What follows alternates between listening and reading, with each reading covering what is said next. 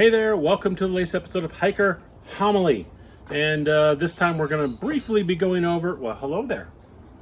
I have a little friend that likes to visit me because I feed peanuts to my blue jays and my crows and my ravens that come by, because we get plenty of all of those. Anyway, back to Hiker Homily and not the fauna of my backyard. We're going to go over a real quick blurb on the absolute bare minimum that you need for an overnight backpacking trip. I have actually got a couple of questions. I see the questions asked of others online and things like that. So apparently it's out there as a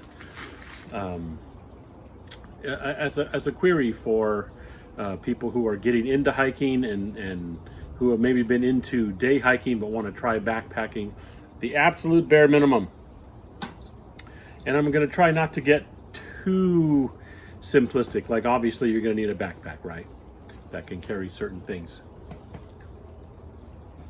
So, number one, and it seems to be one that a lot of people either skip or just don't mention. But honestly, I think it's one of the more important things, and that is knowledge of the trail. For your very first backpacking trip, if you're going, especially if you're going into a place that you haven't been before, maybe it's an area you day hiked in before and you've just decided you're going to go a little further and camp and then come out. Okay, awesome. But really, it's an important thing that you know the trail. Research. I mean, how many times have I gone over how to research? I've talked about researching the kinds of things you do all the time on this channel, because I really think that goes with you're being prepared. You are ready for what you're going to get into. Yes, as good old Sun Tzu used to say, your plan sometimes completely changes as soon as you make contact with the enemy, and that can happen too when you're hiking. If you want to consider the trail the enemy, as soon as you get on the trail, things might change. You know, you've done all this research and okay, blah, blah, blah. But having that research done gives you a chance to have options. Okay, I'm not going to be able to do what I had originally planned to do because such and such has happened, but I do know from my research that if I go on this side trail this way, I can get to this and get over to that, and there we go, I have my trip. Okay?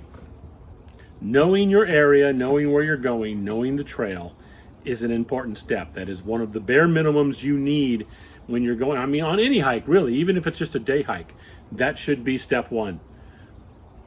Figure out where you're going, know the area, do a little research ahead of time, okay? Number two, footwear and clothing. Make sure your footwear is dialed in right. It's your favorite hiking shoes, whatever. If you're using brand new shoes on a trip out there, you could be uncomfortable by the end of the day, and your trip's not going to be fun. Because again, I know the name of the channel is Hiking for Health, but it should also be hiking for fun. Why else are we out there doing this? If you're doing this just to tick things off of a list, I don't know. That's not the way I hike. That might be the way you hike, but power to you, I guess. Hike your own hike. But yeah, me personally, I need more than that to be motivated and stuff. I want to be having fun. You should be out there having fun. So, footwear helps you do that, okay? If your feet are hurting at the end of the day and you're just, I mean, things are going to get sore when you go hiking. They just are. But I mean, if you're in real pain because you have the wrong shoes and things like that, your trip is shot. That's just going to suck. Because all you're going to be thinking about that night at camp is, I have to walk on these painful feet out of here. And yeah, your whole trip is just kind of blown at that point. So, proper footwear, good clothing. Again, that goes back to research. Where am I going? Am I going to be camping in the desert? Okay, more than likely I'm going to need this lighter stuff. I'm not going to need a down jacket unless I'm camping in the desert in the wintertime when the nighttime gets in there. But yeah, so research goes into that. What kind of clothes am I going to carry? How much? Things like that. The next bare minimum thing you're going to need is a shelter, tent of some kind, or if you're a hammock, things like that. Figure out how you're going to set that up. Now, of course, all these are all going to be personal preference. What tent and things like that, that's up to you. But you should be carrying a shelter with you as a bare minimum for an overnight. and things like that. Now, do you end up sometimes not using that shelter? You find a place that is just perfect and what a great view, and it's not windy and it's not cold, there's no chance of rain. I'm going to cowboy camp. Yes, for those of you who don't know, cowboy camping is camping just out under the stars. You just lay down a mat and your sleeping bag, and there you are. Not inside a tent. I've done it a couple of times in a couple of different places. It's awesome. It's a lot of fun. So that does happen sometimes. Sometimes are you going to go backpacking and not use your shelter? Yes, absolutely. But you need to have it.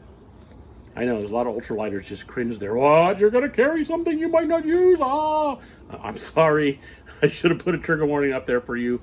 But yeah, sometimes that does happen. I guess you have to get over it. So yes, sleep system, shelter, I'm sorry. Next is the sleep system. You should have a good sleeping bag. Again, I'm going to tie this back into research. Know where you're going. Try and figure out what the temperatures on average are going to be for the time of year you're going to this particular place, and you need to dial in your sleep system for that. Whether that means having a 0-degree sleeping bag or a 40-degree rated sleeping bag is going to be fine. You're going to have to research and figure that out. Or if those of you who are using quilts, yeah, there's not just sleeping bags out there anymore. So have that dialed in ahead of time, but you are going to need one. You need to, even if you end up not using your shelter, you still need something to cowboy camp in, and that's going to be your sleeping bag or your quilt, things like that. Your cook system, if you are not an old vet and trying to do the old cold soaking thing and going stoveless, you are going to need some kind of a cook system and prep thing for your food. And that means a stove, the fuel for the stove, and some kind of a pot that goes on the stove to cook in. So that's your cook system in a nutshell. You are going to need one for a backpack trip. You can hear them chickens already, right? I already fed them. They got all their treats. They're just being stubborn this morning. And the cook system. Then we get on to your planned food and water. If you're only doing an overnight, like I said, this is for the basics you're going to need for an overnight. That's not going to be too hard. So you're, again, researching what kind of water sources are around there. Are there lots of streams and are they flowing? Awesome. Then I probably won't need to carry more than a liter and a half of water going in, because I know that a couple of miles in, I can drink my whole liter and fill up again here. Now that goes also that I completely suggest, I know there's some folks who don't do it, and they have the anecdotal evidence, which I'm going to do another hiker homily on. They have the old anecdotal evidence of, oh, I've never filtered my water my whole life and never gotten sick. Yay! Good for you. You, though. See, that's the problem with anecdotal evidence. Because you have done that, then you want to apply it to everyone else. Because I did it, everybody. No. Because I'm a person who did go out, not filter my water, and I did get sick. So there you go. I've canceled out your anecdotal evidence. We're one for one. I don't think anybody has ever stacked them all up to see what happens more often. But I suggest you filter your water. So, along with knowing where your water sources are, you're going to want to make sure you have a water filter with you. It's that's basically part of your cook system and things like that. You're going to have that with you because you're going to want to filter water, especially if you're going to be cooking with water. Things like that. All right, and the other thing is make sure you have some form of navigation device. I suggest you have two forms. I have taken to using various apps depending on where I'm at. If I'm on a trail that's covered by Far Out, which is a great app, not sponsored by the way, I'm just saying it's a good app.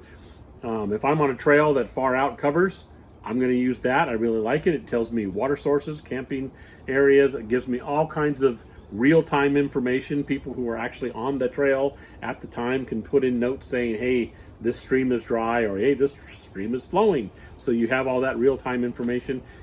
It's a good way to do it.